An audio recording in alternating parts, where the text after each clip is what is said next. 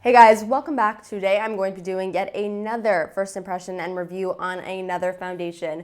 Now this is the brand new NARS Matte Velvet Skin Tint that is actually going to be released on January 15th. I hope you guys enjoy this first impression. Do not forget to give it a big thumbs up and let me know in the comments what other first impressions and reviews you'd like to see from me. And of course, subscribe to my channel if you'd like to see more videos like this. And yeah, let's get right into it. All right, so let's first start off with the basics. It says this is an oil-free, ultra-blendable formula which delivers NARS's signature natural-looking finish and shine control with the skincare benefits of an all-in-one treatment. Now there are 12 shades in this lineup. It ranges from light to medium to dark. It is $44 for 1.7 ounces, and it does come in squeeze tube. This does have SPF 30 in it. It's kind of funny because I was sent these three shades and they are medium 1, medium 1.5, and medium 2. I am normally like the lightest or the second lightest shade in a foundation range, so when I got these, I was like, these seem a little bit dark. And I really wanted my skin to like match the foundation because I was not planning on walking around with an orange face and a white body the whole entire day, so I self-tanned for you guys so that I could try this foundation specifically. Now I'm a little bit nervous about this foundation because the word matte is in the title. Now if you guys have been following my channel for a while, then you know that I have exceptionally dry skin, and normally if a foundation or any skincare product says matte, mattifying, I stay away and far away from it. But when I was reading reviews on this online, it seemed that it wasn't like a super mattifying, like only meant for oily skin type of tinted moisturizer foundation. It did seem that it was sort of suitable for normal to dry skin. So I think it's time to just try this baby out and see how it looks. So the shade that I'm using today, which is apparently my self-tan shade, is St. Moritz Medium 1. And just like my last first impression, I'm going to be using two different tools on both sides of my face. So I'm going to be taking a buffing brush on the right side of my face and a beauty blender on the left side of my face to see if there's any difference in the way that you apply the foundation. It's not as liquidy as I expected it to be. I mean, it's not like super creamy either. It's sort of like right in the middle. I'm just going to dot this all over my face. The color matches me perfectly. Score. The scent is really interesting. There is definitely like a scent in it. I can't really pinpoint exactly what it is. I don't know if I'm smelling the sunscreen that's in it. The first thing that came to my mind when I smelled it, I was like, this smells like a margarita. Is that weird? So I'm just gonna take my beauty blender and blend out the first side. Just to let you guys know, I'm not wearing any primer on my skin, just moisturizer. Seems like it's not really blending out super easily. It does give quite a nice amount of coverage. I thought this was supposed to be like a tinted moisturizer-esque type of product, but this gave me like a straight out medium coverage just in that one application. So now I'm gonna use my buffing brush and I'm just going to buff that out in circular motions.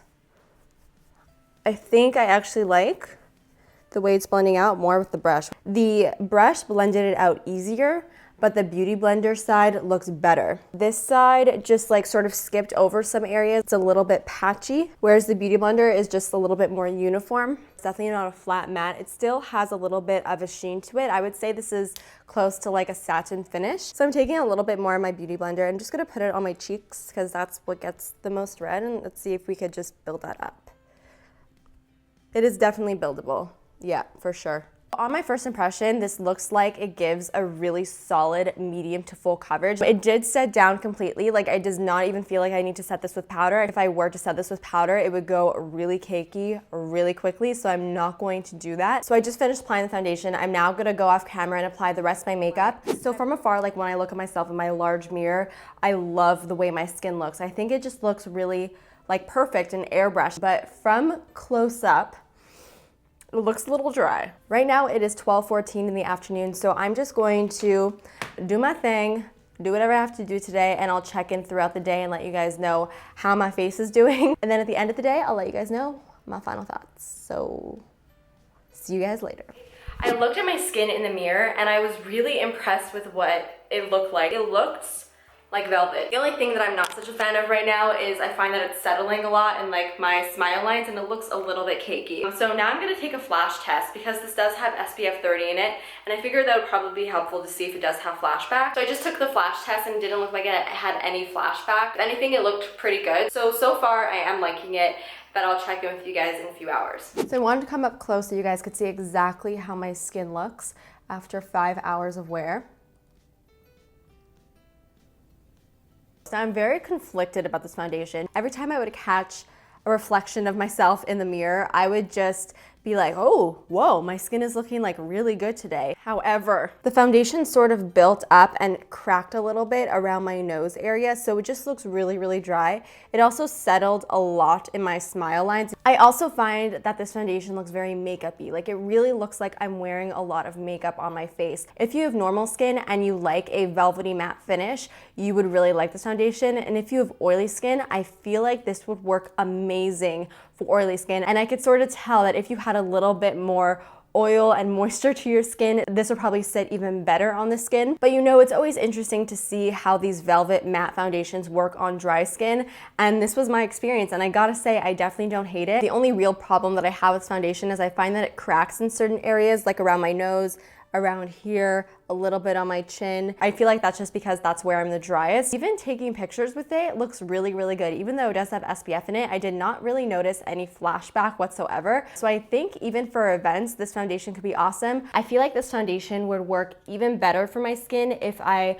would have applied like a hydrating primer underneath. I also want to mention that my pores look almost invisible with this foundation. That's something that I really, really noticed. I have tried like a few mattifying foundations in the past, and they've not turned out as good as this one has. Like, this one I could actually wear. The other ones literally make my skin look cracky and just disgusting. This one, even without a hydrating primer, actually made my skin look quite fabulous. So that is it for the finished first impression and review of the new NARS Velvet Matte Skin Tint. I really hope you guys enjoyed this. Don't forget to let me know what you thought in the comments. Are you going to pick up this foundation? And if any of you end up trying this who have oily skin, I would love to hear what your experience was like.